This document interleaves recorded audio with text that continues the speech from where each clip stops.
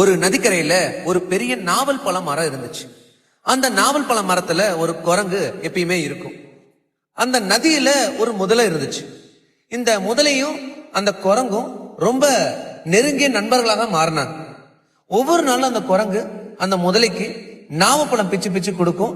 அந்த முதலையும் சந்தோஷமா அந்த நாவப்பழத்தை சாப்பிட்டுட்டு இருக்கும். ரெண்டு பேருமே ரொம்ப சந்தோஷமா விளையாடிட்டு இருந்தாங்க. ஒரு நாள் அந்த முதலை என்ன பண்ணுச்சுன்னா, இந்த பழத்தை எல்லாமே தன்னோட மனைவி கிட்ட போய் கொடுத்துச்சு.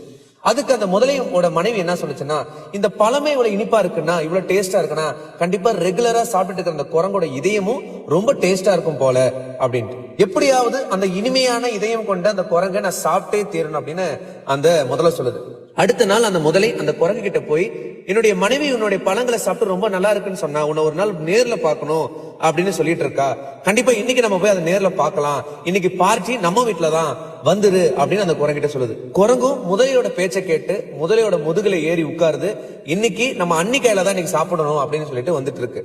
கொஞ்ச நேரம் போன உடனே முதலையோட மனசு கேட்காம உண்மையே சொல்லிடுது. இந்த மாதிரி என்னுடைய மனைவி உன்னை சாப்பிடணும், உன்னோட இதயத்தை சாப்பிடணும்னு கேட்டிருக்கு, அதுதான் உன்னை கூட்டு போற அப்படின்னு. அதுக்கு குரங்கு சிறிதும் பயப்படாம, ஐயோ இது முன்னாடியே சொல்லிருக்க மாட்டியா, நீ முன்னாடியே சொல்லிதான் இதயத்தை கூட கொண்டு வந்திருப்பல, இப்ப பாரு நான் மரத்திலே விட்டுட்டு வந்துட்டேன் என்னோட இதயத்தை, இப்ப போய் மறுபடியும் போய் எடுக்கிற மாதிரி வருது, வா போய் என்னோட இதயத்தை போய் எடுத்துட்டு வரலாம் அப்படின்னு அந்த முதலை கிட்ட சொல்லுது. அந்த முதலையும் இதை நம்பி திரும்பி ஆற்றங்கரைக்கு மறுபடியும் வந்தது. குரங்கு அந்த இடத்துக்கு வந்த உடனே மரத்துல ஏறி போய் உட்கார்ந்துக்குச்சு. அந்த குரங்கு அந்த முதலையை பார்த்து என்ன சொன்னுச்சு அப்படின்னா, போட வஞ்சகனே, உன்னை நண்பனை நீ ஒரு துரோகிடா அப்படின்னு சொன்னச்சான். அதனாலதான் சொல்றாங்க, இப்ப உலகத்துல ஒவ்வொரு அடியிலும் துரோகம் இருக்கு. கவனம் இல்லாம நடந்தா ஒரு நாள் நிச்சயமா யாரோ ஒருவரால் துரோகம் செய்யப்படுவீங்க.